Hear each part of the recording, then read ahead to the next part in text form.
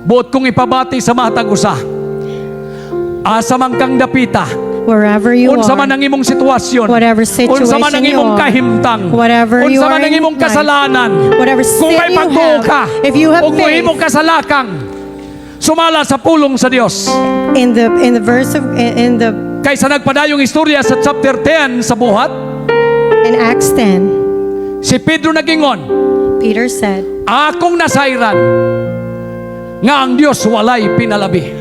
God has no Bisan partiality. kinsa nga magakahadlok kaniya, Whoever that has iya fear Him, kining pagaluwason. He will save Sa you. nagpadayong bersikulo sa Acts chapter 10, 44, paingon sa 48, In Acts 44 to ang 48, Espiritu Santo the Spirit of God gibobo kang Cornelio o sa iyang panimalay.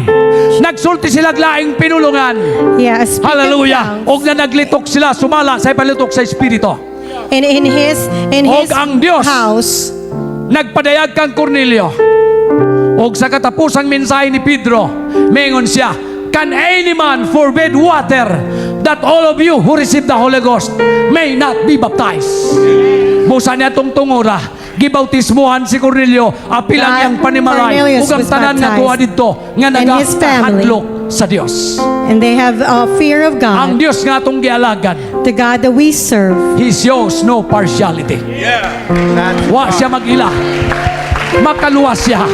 Makapuno siya sa iyong espiritu nga na kanimo.